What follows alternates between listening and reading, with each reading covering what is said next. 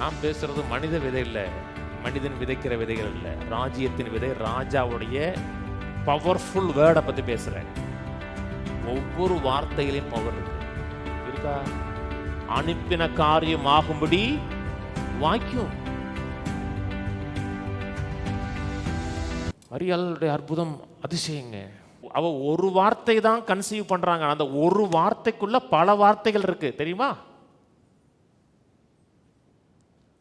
வார்த்தை மாம்சமானது அப்படித்தானே இருக்கு. அந்த வார்த்தை மாம்சமாகி கிருபையினாலும் சத்தியத்தினாலும் நிறைந்தேரம் நமக்குள்ள வாசம் பண்ணினார். அந்த ஒரு வார்த்தைக்குள்ள பழைய ஏற்பாட்டு வாக்கு தத்தங்கள் முழுவதும் இருக்கு.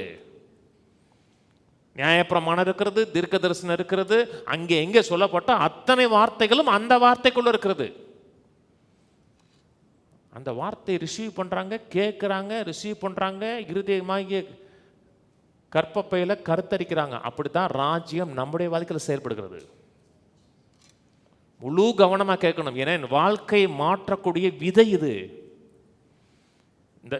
இந்த பக்கத்தில் இருக்கிற வாக்குத்தத்தம் இருக்கு இல்லையா, 6000 வாக்குத்தத்தங்கிறாங்க சிலர். அது என் வாழ்க்கையில் வர வேண்டும் என்றால் அதை நான் படிக்கணும், விசுவாசிக்கணும், ரிசீவ் பண்ணி இருதயத்தில் கருத்தரிச்சிட்டோம்னா கொஞ்ச நாளில் வாழ்க்கை மாறிடும். அதுதான் சபையில் ரொம்ப முக்கியம். என்னென்னா வசனம் போதிக்கிற நேரம். அப்படித்தான் ராஜ்யம் எனக்குள்ளே செயல்படுது, உங்களுக்குள்ளே செயல்படுது. இதை கேட்குற எல்லாருடைய வாழ்க்கையிலும் ராஜ்யம் செயல்படுகிற விதம் அப்படித்தான் செயல்படுது. ஆனால் சின்ன பறவை சொல்கிறார் பார்த்தீங்களா, பெரிய ஒரு சிங்கம் வந்து அதை அப்படி அவனை பயமுறுத்திருச்சு, அவன் விதைக்கிறத விட்டு ஓடிட்டான்னு சொல்லலை. என்ன சொல்கிறாரு? பறவை. பறவைங்கிறது அற்பமானதுங்க. ஒரு சின்ன டிஸ்ட்ராக்ஷன் உங்களை விட்டு வசனத்தை விட்டு எடுத்துரும் தெரியுமா? பெரிய டிஸ்ட்ராக்ஷன், சின்ன கவன சிதறல், அதை குறித்து சிந்திக்கிறது அப்படி திரும்பி வந்திருப்பீங்க. சின்ன கவன சிதறல் பெரிய அறுவடை தடுத்துரும். நான் சொல்றது புரியுதுங்களா? கவனம் சிதறாம உள்ள கேட்டீங்கன்னா வார்த்தை மாறிடும், வாழ்க்கை மாறிடும். வார்த்தை வாழ்க்கையை மாற்றி அமைக்கும். கேட்கணும், விசுவாசிக்கணும். நான் ஏற்றுக்கொள்ளுகிறேன்னு சொன்னோன்னே எப்படி ஒரு பெண் வயிற்றுக்குள்ள ஒரு விதை போய் வளர்ந்து கருத்தரித்து 9 மாதம் கழிச்சு குழந்தை பிறக்குதோ அப்படித்தான் ராஜ்யத்தில் காரியம் நடக்குது. என்ன இது எப்படி நடக்குதுன்னா விதைப்பு அறுப்பு அப்படித்தான் நடக்குது. ஒரு பெண் கன்சீவ் ஆகிறா. கன்சீவ் ஆன உடனே இப்போ நவீன காலத்தில் ப்ரெக்லர் கார்டு இருக்கு, உங்களுக்கு தெரியும் நினைக்கிறேன். ப்ரெக்லர் கார்டை பார்த்தீங்கன்னா கன்சீவ் ஆகிருக்காங்கன்னு தெரிஞ்சிடும். அந்த நாட்களில் ப்ரெக்லர் கார்டெல்லாம் கிடையாது. ஆனால் அவங்களுக்கு தெரியுது நம்ம கன்சீவ் ஆகிருக்கோன்னு தெரியுது. 4 பேர்ட்ட சொல்கிறாங்க நான் கன்சீவ் ஆகிருக்கேன்னு சொல்கிறாங்க. வெளிப்பிரகாரமான எந்தவித அடையாளமும் தெரியாது. ஒரு 2 மாதம் ஆனதுக்கப்புறம் மார்னிங் சிக்னஸ் வரும். மார்னிங் சிக்னஸ்னால் வாமிட்டிங் இருக்கும். எல்லாருக்கும் இருக்குன்னு கிடையாது, இருக்கக்கூடாது. நான் சொன்னது புரியுதுங்களா? கண்டதை தின்னீங்கன்னா வாமிட்டு வரும். இதனால உங்களுக்கு வாமிட்டு வரக்கூடாது.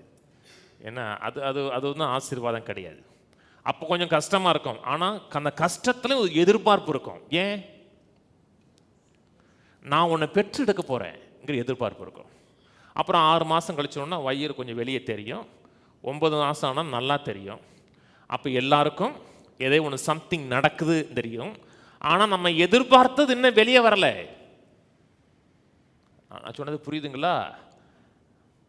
வயிறு பெருசாக வந்ததுனால பிள்ளை இருக்குன்னு சொல்ல முடியாது. சிலருக்கு வயிறு பெருசாக இருக்குது, 10 வருஷமாச்சு ஒன்றே வரல. நம்ம விரும்புகிற காரியம் வெளியே வருகிற வரை வெயிட் பண்ணுறோம்.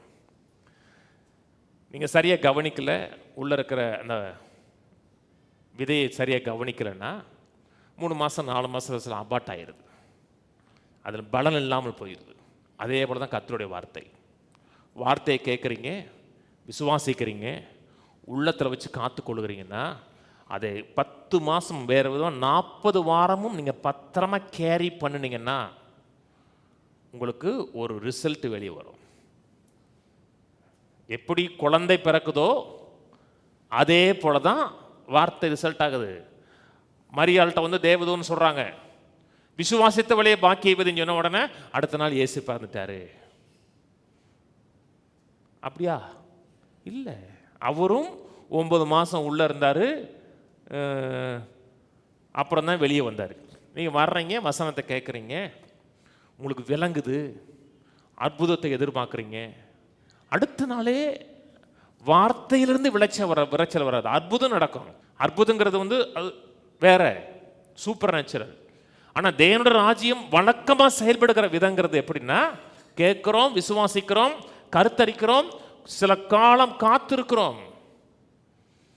அந்த காத்திருக்கிற நேரத்தில் அதுக்கு நீர் பாய்ச்சுகிறோம். ஆவியான நிழலிடுகிறார். ஒரு பீரியட் ஆஃப் டயத்தில் விதைப்பின் காலம், அரிப்பின் காலம், சீட் டைம், ஹார்வெஸ்ட் டைம், அப்படித்தான் வருது. அதில் நீங்கள் பொறுமை இல்லை அப்படின்னா அபார்ட் ஆயிரும். நிறைய பேரோட வாழ்க்கையில் ஏன் பலன் இல்லைன்னா பொறுமை கிடையாது உங்களுக்கு. இன்னைக்கு கன்சீவ் ஆவாங்க, நாளைக்கு அபார்ட் ஆயிரும். அடுத்த வாரம் கன்சீவ் ஆவாங்க, அடுத்த திங்கக்கிழமை அபார்ட் ஆயிரும். எங்கே அபார்ட் ஆகும்? உலகத்தில் இருக்க சிந்தைகள் எல்லாத்தையும் கேட்கறது, அதை போட்டு கருத்தரிக்கிறது விடுறது உள்ள.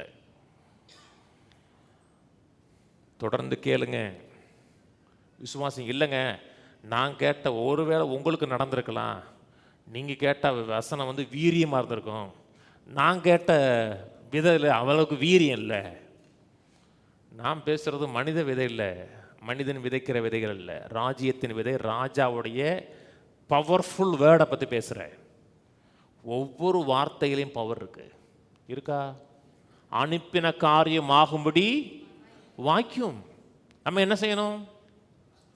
கேட்கணும், விசுவாசிக்கணும். ஒரு 10 மாதம் 6 மாதம் 7 மாதம் கழிச்சு ரிசல்ட் வரும். நான் எத்தனை விதைகளை விதைச்சிருக்கேங்க, இன்னும் அந்த பலனில் பூரணமாக பெறலைங்க நான்.